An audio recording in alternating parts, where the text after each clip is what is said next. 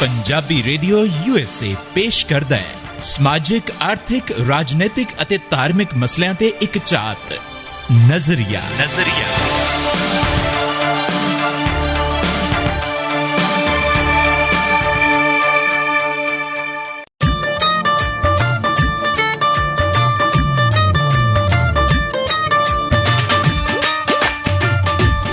ਸਤਿ ਸ਼੍ਰੀ ਅਕਾਲ ਜੋਗੀ ਜੀ। ਸਤਿ ਸ਼੍ਰੀ ਅਕਾਲ ਭਾਈ ਰਮਣੀਕ ਕੌਰੇ, ਕੀ ਹਾਲ ਚਾਲ ਨੇ ਤੇਰੇ? ਹਾਲ ਚਾਲ ਤੇ ਵਧੀਆ ਹੈ ਜੋਗੀ ਜੀ। ਹਮੇਸ਼ਾ ਤੁਸੀਂ ਕੁਛ ਨਾ ਕੁਛ ਲਿਖਦੇ ਹੋ, ਕੋਈ ਨਾ ਕੋਈ ਨਵੀਂ ਗੱਲ ਲੈ ਕੇ ਆਉਂਦੇ ਹੋ। ਅੱਜ ਮੇਰੇ ਮੂੰਹੋਂ ਵੀ ਕਵਿਤਾ ਸੁਣ ਲਓ। ਓਹ ਵਾਹ, ਆ ਮੂੰਹ ਤੇ ਮਸਲੇ ਦੀ ਦਾਲ। ਨੋ, ਹਾਂ, ਆ ਮੂੰਹ ਤੇ ਛੋਲਿਆਂ ਦੀ ਦਾਲ। ਅੱਛਾ ਜੀ, ਆਉਣ ਦਿਓ ਫਿਰ। ਜੀ, ਜੇ ਮਸਲੇ ਤੇ ਗੱਲ ਨਹੀਂ ਹੋਣੀ ਫੇਰ ਸਮੱਸਿਆ ਹੱਲ ਨਹੀਂ ਹੋਣੀ। ਅੱਜ ਦੀ ਗੱਲ ਜੇ ਅੱਜ ਨਾ ਹੋਈ ਫੇਰ ਗੱਲ ਕਿਸੇ ਤੋਂ ਕੱਲ ਨਹੀਂ ਹੋਣੀ। ਤੁਹਾਨੂੰ ਕਿੱਦਾਂ ਪਤਾ? ਚੋਰੀ ਦਾ ਸ਼ੇਰ ਹੈ ਬੇਟਾ, ਅੱਗੇ ਬੋਲੋ।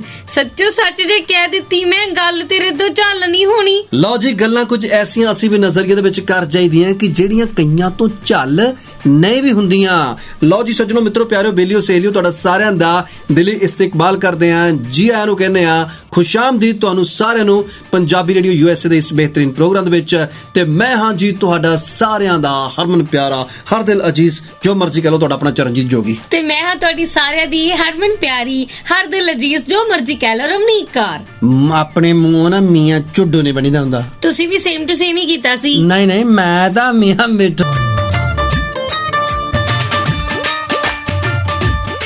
ਪੰਜਾਬੀ ਰੇਡੀਓ US ਟਿਊਨ ਕੀਤਾ ਤੁਸੀਂ। ਰਮਣੀਕ ਕੌਰ ਤੇ ਚਰਨਜੀਤ ਜੋਗੀ ਤੁਹਾਡੇ ਨਾਲ ਨੇ। ਪ੍ਰੋਗਰਾਮ ਚੱਲ ਰਿਹਾ ਜੀ ਇਸ ਵੇਲੇ ਨਜ਼ਰੀਆ ਤੇ ਆਉਂਦਿਆਂ ਨੂੰ ਮੇਰੀ ਚੋਰੀ ਦੀ ਸ਼ਾਇਰੀ ਵੀ ਫੜੀ ਗਈ ਹੈ। ਹੁਣ ਬੰਦਾ ਜਾਵੇ ਤੇ ਜਾਵੇ ਕਿੱਥੇ?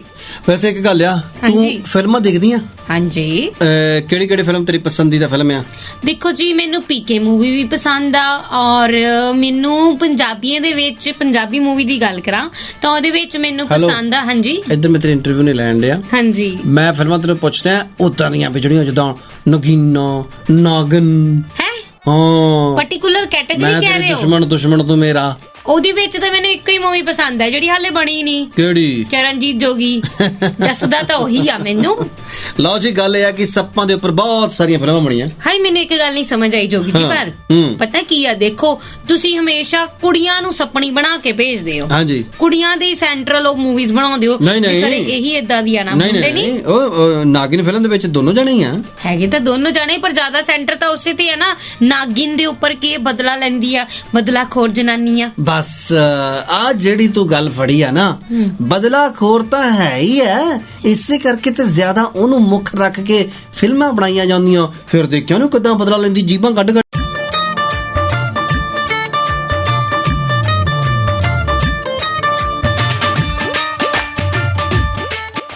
ਲਓ ਜੀ, ਪੰਜਾਬੀ ਰੇਡੀਓ USA ਦੇ ਪ੍ਰੋਗਰਾਮ ਤੁਸੀਂ ਨਜ਼ਰੀਆ ਸੁਣ ਰਹੇ ਹੋ ਤੇ ਨਿੱਕੇ ਹੁੰਦੇ ਫਿਲਮਾਂ ਦੇਖਦੇ ਹੁੰਦੇ ਸੀ, ਸੱਪਾਂ ਵਾਲੀਆਂ ਬਹੁਤ ਚੰਗੀਆਂ ਲੱਗਦੀਆਂ ਹੁੰਦੀਆਂ ਸੀ।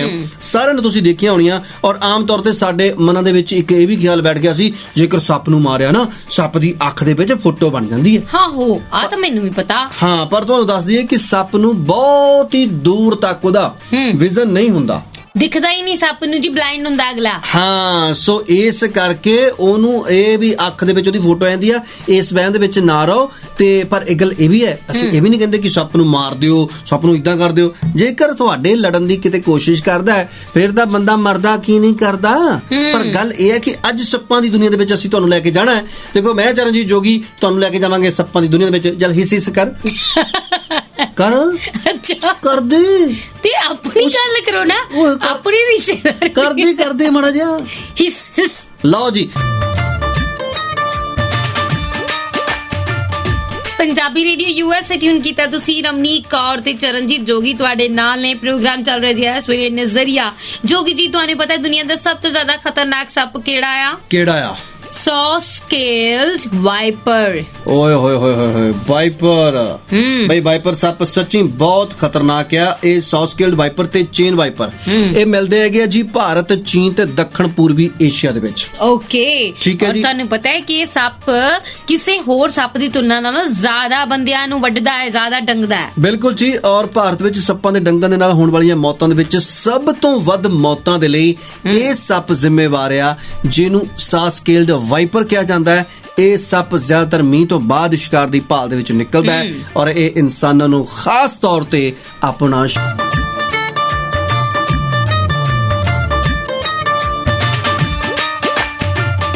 ਤੁਸੀਂ ਸੁਣ ਰਹੇ ਜੀ ਪੰਜਾਬੀ ਰੇਡੀਓ USA। ਰਮਨੀਕ ਕੌਰ ਤੇ ਚਰਨਜੀਤ ਜੋਗੀ ਤੁਹਾਡੇ ਨਾਲ ਨੇ। ਪ੍ਰੋਗਰਾਮ ਚੱਲ ਰਿਹਾ ਜੀ ਇਸ ਵੇਲੇ ਨਜ਼ਰੀਆ ਤੇ ਜੋਗੀ ਜੀ ਦੁਨੀਆ ਦੇ ਵਿੱਚ ਬਹੁਤ ਹੀ ਜ਼ਹਿਰੀਲੇ ਸੱਪ ਹੈ, ਪਰ ਤੁਹਾਨੂੰ ਪਤਾ ਕਿ ਸੱਪ ਜਦੋਂ ਇਨਸਾਨ ਨੂੰ ਡਸ ਲੈਂਦਾ ਹੈ ਤੇ ਆਪਣਾ ਜ਼ਹਿਰ ਜਿਹੜਾ ਹੈ ਇਨਸਾਨ ਦੀ ਬੋਡੀ ਦੇ ਵਿੱਚ ਛੱਡ ਦਿੰਦਾ ਹੈ। ਉਸ ਤੋਂ ਬਾਅਦ ਜੇ 1 ਘੰਟੇ ਦੇ ਅੰਦਰ ਉਹਨੂੰ ਕੋਈ ਵੀ ਫੈਸਿਲਿਟੀ ਨਹੀਂ ਮਿਲਦੀ, ਮੈਡੀਕਲ ਫੈਸਿਲਿਟੀ ਨਹੀਂ ਮਿਲਦੀ, ਤਾਂ ਉਹਦਾ ਬਚਣਾ ਹੋ ਜਾਂਦਾ ਨਾਮੁਮਕਿਨ। ਯਾਨੀ ਸਿਰਫ 1 ਘੰਟੇ ਦਾ ਹੀ ਟਾਈਮ ਹੈ। ਔਰ ਦੁਨੀਆ ਭਰ ਦੇ ਜਿੰਨੇ ਵੀ ਜ਼ਹਿਰੀਲੇ ਸੱਪ ਨੇ, ਲਗਭਗ 725 ਸਪੀਸ਼ੀਜ਼ ਦੇ ਵਿੱਚੋਂ 250 ਸਪੀਸ਼ੀਜ਼ ਹੀ ਇਨਸਾਨਾਂ ਤੇ ਸਭ ਤੋਂ ਜ਼ਿਆਦਾ ਹਮਲਾ ਕਰਦੀਆਂ ਨੇ। 500 ਪ੍ਰਜਾਤੀਆਂ ਇਹੋ ਜਿਹੀਆਂ ਨੇ ਜਿਹੜਾ ਕਿ ਹਮਲਾ ਨਹੀਂ ਕਰਦੀਆਂ। ਲਓ ਜੀ, ਹੁਣ ਅਸੀਂ ਗੱਲ ਕਰਨ ਲੱਗੇ ਹਾਂ ਸਭ ਤੋਂ ਖਤਰਨਾਕ ਸੱਪਾਂ ਦੀ ਸ਼੍ਰੇਣੀ ਦੇ ਵਿੱਚ ਇਨਲੈਂਡ ਤਾਈਪਨ ਦੀ। ਇਹਦੇ ਇੱਕ ਫੂਕ ਦੇ ਵਿੱਚ ਹੀ 100 ਮਿਲੀਗ੍ਰਾਮ ਤੱਕ ਦਾ ਜ਼ਹਿਰ ਹੁੰਦਾ ਹੈ। ਓ ਮਾਈ ਗॉड, ਜਿਹੜਾ 100 ਵਿਅਕਤੀਆਂ ਨੂੰ ਮੌਤ ਦੀ ਨੀਂਦ ਸਵਾ ਸਕਦਾ ਹੈ। ਉਹ ਅੱਛਾ, ਯਾਨੀ ਤੁਹਾਡੇ ਤੋਂ ਵੀ ਜ਼ਿਆਦਾ ਜ਼ਹਿਰੀਲਾ ਹੈ। ਓਏ ਹੋਏ, ਤੇਰਾ ਹੀ ਭਰਾ ਨਿਕਲਿਆ ਗੋ।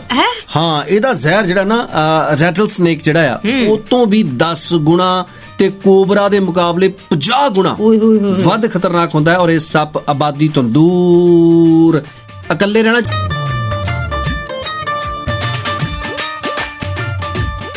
ਲਓ ਜੀ, ਹੁਣ ਗੱਲ ਕਰਾਂਗੇ ਆਪਾਂ ਸਮੁੰਦਰੀ ਸੱਪ ਦੀ। ਅੰਗਰੇਜ਼ੀ ਚ ਤੂੰ ਦੱਸ ਦੇ। ਅੱਛਾ, ਮੇਰੀ ਤੰਗ ਆ ਨਾ ਥੋੜੀ ਜਿਹੀ।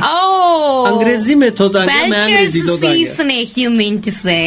ਬੈਲਚਰ ਬੈਚਲਰ ਤੁਸੀਂ ਸੀ ਜਿੱਦਾਂ ਪਹਿਲਾਂ, ਇਹ ਬੈਲਚਰ ਹੋ ਗਿਆ। ਮੈਂ ਬੈਚਲਰ ਹੀ ਕਹਿ ਦੇਣਾ ਸੀ ਵਿਚਾਰੇ ਨੂੰ। ਖੈਰ, ਇਹ ਸੱਪ ਜਿਹੜਾ ਦੱਖਣ ਪੂਰਬੀ ਏਸ਼ੀਆ ਤੇ ਉੱਤਰੀ ਆਸਟ੍ਰੇਲੀਆ ਦੇ ਵਿੱਚ ਪਾਇਆ ਜਾਂਦਾ ਹੈ ਔਰ ਇਹ ਦੁਨੀਆ ਦਾ ਸਭ ਤੋਂ ਵੱਧ ਜ਼ਹਿਰੀਲਾ ਸੱਪ ਹੈ। ਇਸ ਦੇ ਜ਼ਹਿਰ ਦੀਆਂ ਕੁਝ ਮਿਲੀਗ੍ਰਾਮ ਬੂੰਦਾਂ ਹੀ 1000 ਬੰਦਿਆਂ ਨੂੰ ਮੌਤ ਦੇ ਘਾਟ ਉਤਾਰ ਸਕਦੀਆਂ। ਓ ਮਾਈ ਗॉड, ਔਰ ਇਹ ਸੱਪ ਸਮੁੰਦਰ 'ਚ ਪਾਏ ਜਾਂਦੇ ਨੇ। ਸਭ ਤੋਂ ਜ਼ਿਆਦਾ ਮਛੇਰੇ ਮੱਛੀਆਂ ਫੜਦੇ ਸਮੇਂ ਇਹਨਾਂ ਦਾ ਸ਼ਿਕਾਰ ਹੁੰਦੇ ਨੇ। ਸੋ ਮਛੇਰੇ ਜਿੰਨੇ ਵੀ ਨੇ ਉਹਨਾਂ ਨੂੰ ਵਿਚਾਰਿਆਂ ਨੂੰ ਤੂਫਾਨ ਦਾ ਡਰ ਤੇ ਹੁੰਦਾ ਹੀ ਹੈ। ਨਾਲ ਦੇ ਨਾਲ ਸਮੁੰਦਰ ਦੇ ਵਿੱਚ ਇਸ ਜੀਵ ਦਾ ਵੀ ਬਹੁਤ ਜ਼ਿਆਦਾ ਡਰ ਹੁੰਦਾ ਹੈ। ਔਰ ਤੁਹਾਨੂੰ ਪਤਾ ਜੋਗੀ ਜੀ ਕਿ ਕਈ ਵਾਰੀ ਆਪਾਂ ਕਹਿੰਦੇ ਕਿ ਸੱਪ ਮਰ ਗਿਆ, ਆਪਾਂ ਸੱਪ ਨੂੰ ਮਾਰ ਦਿੱਤਾ, ਲੇਕਿਨ ਉਹਦੀ ਮੌਤ ਦੇ ਕੁਝ ਘੰਟੇ ਬਾਅਦ ਵੀ ਉਹ ਵੱਢ ਸਕਦਾ ਹੈ। ਸੋ ਮਰੇ ਹੋਏ ਸੱਪ ਦੇ ਸਿਰ ਤੋਂ ਦੂਰ ਰਹੋ, ਉਹਦੇ ਫਨ ਤੋਂ ਦੂਰ ਰਹੋ। ਇਹ ਨਾ ਸਮਝੋ ਕਿ ਮਰ ਗਿਆ ਹੁਣ ਮੇਰਾ ਕੀ ਵਿਗਾੜ ਲੂ। ਬਿਲਕੁਲ ਜੀ।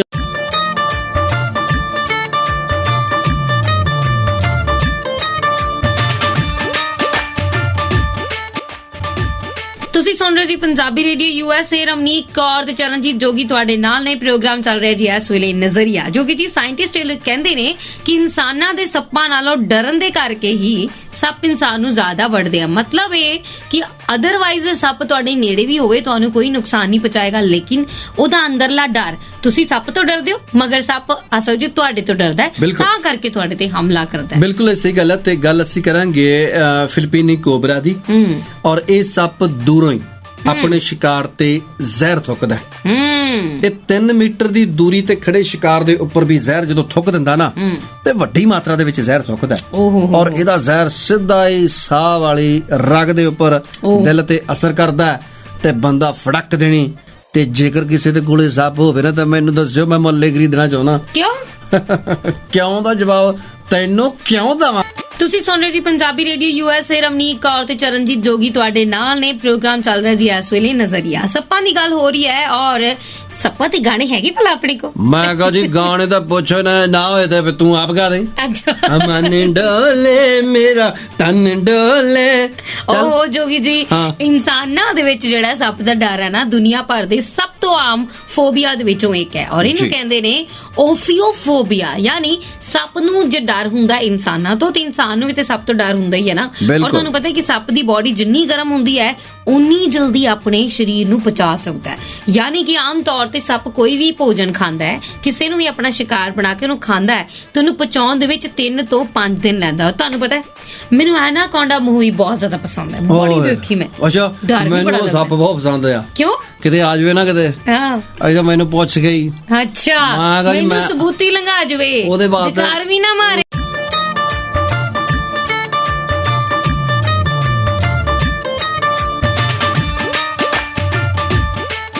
ਪੰਜਾਬੀ ਰੇਡੀਓ USA ਤੁਸੀਂ ਸੁਣ ਰਹੇ ਹੋ ਤੇ ਹੁਣ ਅਸੀਂ ਗੱਲ ਕਰਾਂਗੇ ਈਸਟਰਨ ਬ੍ਰਾਊਨ ਸਨੇਕ ਦੀ ਜੀ। ਆਸਟ੍ਰੇਲੀਆ ਦੇ ਵਿੱਚ ਇਹ ਸੱਪ ਪਾਇਆ ਜਾਂਦਾ ਔਰ ਇਹਦੇ ਜ਼ਹਿਰ ਦਾ 14000ਵਾਂ ਹਿੱਸਾ ਵੀ 14000ਵਾਂ ਓਕੇ ਵਜੋਂ ਤਾਂ ਤੂੰ ਬਹੁਤ ਜ਼ਹਿਰੀਲੀ ਆ। ਅੱਛਾ ਕਿਸੇ ਵੀ ਇਨਸਾਨ ਨੂੰ ਖਤਮ ਕਰਨ ਦੇ ਲਈ ਬਹੁਤ ਆ। ਔਰ ਇਹ ਆਸਟ੍ਰੇਲੀਆ ਦੇ ਵਿੱਚ ਇਨਸਾਨੀ ਇਲਾਕਿਆਂ ਦੇ ਕੋਲ ਜ਼ਿਆਦਾ ਪਾਇਆ ਜਾਂਦਾ ਜੀ। ਬਿਲਕੁਲ। ਔਰ ਤੁਹਾਨੂੰ ਪਤਾ ਹੈ ਕਿ ਸੱਪ ਵੀ ਉਹਨੂੰ ਵੀ ਆਪਾਂ ਨਾਨ ਵੈਜੀਟੇਰੀਅਨ ਕਹਿ ਸਕਦੇ ਹਾਂ। ਅਤੇ ਬਿਲਕੁਲ ਕਈ ਡੱਡੂ ਖਾਂਦੇ, ਕਈ ਕੁਛ ਖਾਂਦੇ ਆ। ਬਿਲਕੁਲ। ਔਰ ਇਹਨਾਂ ਦੀਆਂ ਅੱਖਾਂ ਤੇ ਪਲਕਾਂ ਬਿਲਕੁਲ ਨਹੀਂ ਹੁੰਦੀਆਂ ਜਿੱਦਾਂ ਤੁਹਾਡੇ ਮੇਰੇ ਹੁੰਦੇ ਆ। ਸੋ ਇਸ ਕਰਕੇ ਵਿਚਾਰੇ ਲਿਸ਼ਕਾਰਾ ਕਿਵੇਂ ਲਾਉਂਦੇ ਹੋਣਗੇ? ਮਸਕਾਰਾ ਮਤਲਬ। ਯਾਰ ਸਭ ਤੋਂ ਵੱਡੀ ਗੱਲ ਹੈ ਅੱਖਾਂ ਮਲਦੇ ਕਿਦਾਂ ਹੋਣਗੇ।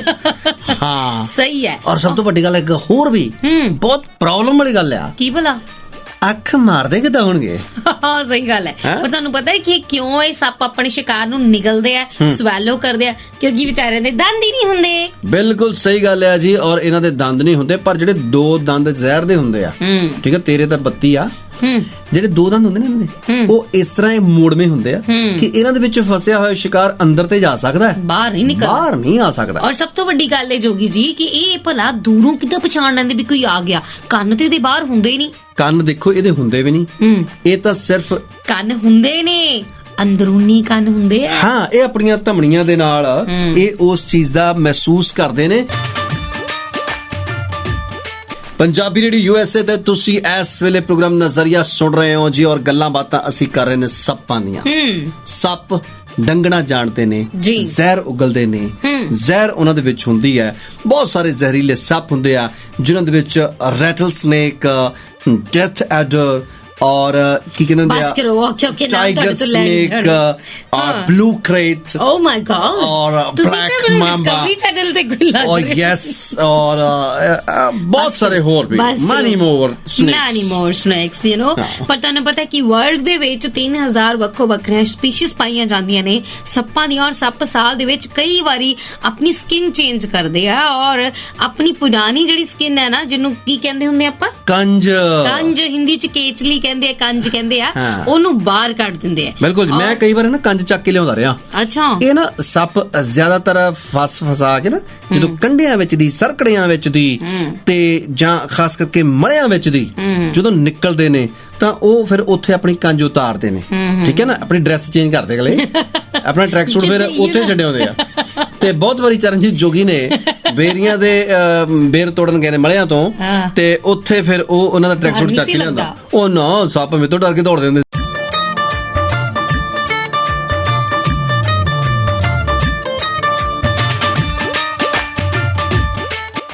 ਭਾਈ ਤੇ ਵੀ ਜੋਗੀ ਜੀ, ਮੈਨੂੰ ਅੱਜ ਤੱਕ ਇਹ ਗੱਲ ਸਮਝ ਨਹੀਂ ਆਈ ਵੀ ਅੱਜ ਜੇ ਆਪਾਂ ਇਹ ਪ੍ਰੋਗਰਾਮ ਕਰ ਰਹੇ ਆ ਸੱਪ ਸੱਪ ਸੱਪ ਸੱਪ ਸੱਪ, ਵਾਈ ਇਜ਼ ਕੋਲਾਵਰੀ ਡੀ?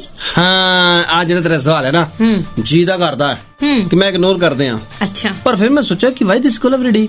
ਓਹੋ, ਮੈਨੂੰ ਇਹ ਦੱਸੋ ਵੀ ਅਸੀਂ ਨੋ ਡਾਊਟ ਸੱਪਾਂ ਦੀਆਂ ਤੁਸੀਂ ਵੀ ਜਾਣਕਾਰੀਆਂ ਕੱਢਦੀਆਂ, ਮੈਂ ਵੀ ਜਿੰਨੀ ਜਾਣਕਾਰੀ ਸੀ ਕੱਢ ਲਈ, ਪਰ ਅਸਲ ਦੇ ਵਿੱਚ ਅਸੀਂ ਸੱਪਾਂ ਨੂੰ ਸੁਣਾ ਰਹੀਆਂ ਗੱਲਾਂ। ਨਾ ਜੀ ਨਾ, ਉਹ ਤੇ ਆਪਣਾ ਪ੍ਰੋਗਰਾਮ ਸੁਣਦੇ ਹੀ ਨਹੀਂ। ਗੱਲ ਸੁਣ ਲਾ ਸੱਪੀਆਂ। ਜਿਹੜੇ ਸੱਪ ਆ ਨਾ, ਇਹ ਸਾਡੇ ਧਰਤੀ ਤੇ ਬੰਦੇ ਦੇ ਸਭ ਤੋਂ ਵੱਡੇ ਮਿੱਤਰ ਵੀ ਗਿਣੇ ਗਏ ਆ। ਹਾਂ, ਠੀਕ ਹੈ ਜੀ। ਸੱਪ ਜੇਕਰ ਸਾਰੇ ਦੇ ਸਾਰੇ ਅੰਡੇ ਜਿੰਨੇ ਦਿੰਦੇ ਨੇ ਉਹਨਾਂ ਦੇ ਵਿੱਚੋਂ ਨਿਕਲੇ ਹੁਣ ਸਪੋਲੀਏ ਨਾ, ਧਰਤੀ ਦੇ ਉੱਪਰ 10-10, 15-15 ਫੁੱਟ ਤੱਕ ਸੱਪ ਚੜ ਜਾਵੇ। ਬਹੁਤ ਸਾਰੇ ਅੰਡੇ ਜ਼ਾਇਆ ਹੋ ਜਾਂਦੇ ਨੇ ਜਾਂ ਸੱਪ ਆਪ ਜ਼ਾਇਆ ਕਰ ਦਿੰਦੇ ਨੇ। ਠੀਕ ਹੈ। ਔਰ ਉਹਨਾਂ ਦੇ ਵਿੱਚੋਂ ਸੱਪ ਉਹਨੇ ਕੁ ਨਿਕਲਦੇ ਨੇ ਜਿੰਨੇ ਕਿ ਕੁਦਰਤ ਨੂੰ ਮਨਜ਼ੂਰ ਹੈ। ਠੀਕ ਹੈ। ਇਹ ਕੁਦਰਤ ਨੇ ਇੱਕ ਬੈਲੈਂਸ ਬਣਾਇਆ ਹੋਇਆ ਹੈ। ਪਰ ਔਰ ਨਾਲ ਦੀ ਨਾਲ ਇਹ ਸੱਪ ਸਮਝਦੇ ਵੀ ਨੇ ਕਿ ਬਿਨਾਂ ਗੱਲੋਂ ਕਿਸੇ ਨੂੰ ਦੱਸਣਾ ਨਹੀਂ, ਬਿਨਾਂ ਗੱਲੋਂ ਕਿਸੇ ਤੇ ਹਮਲਾ ਨਹੀਂ ਕਰਨਾ। ਜਦ ਤੱਕ ਸਾਨੂੰ ਖਤਰਾ ਨਹੀਂ ਮਹਿਸੂਸ ਹੁੰਦਾ ਉਦੋਂ ਤੱਕ ਕਿਸੇ ਤੇ ਵਾਰ ਨਹੀਂ ਕਰਨਾ। ਅਸੀਂ ਕਿਸੇ ਦਾ ਨੁਕਸਾਨ ਨਹੀਂ ਕਰਨਾ। ਪਰ ਇਹ ਪ੍ਰੋਗਰਾਮ ਇਸ ਕਰਕੇ ਕੀਤਾ ਕਿ ਇਹ ਨਹੀਂ ਕਿ ਅਸੀਂ ਸੱਪਾਂ ਤੇ PhD ਕਰਨੀ ਹੈ।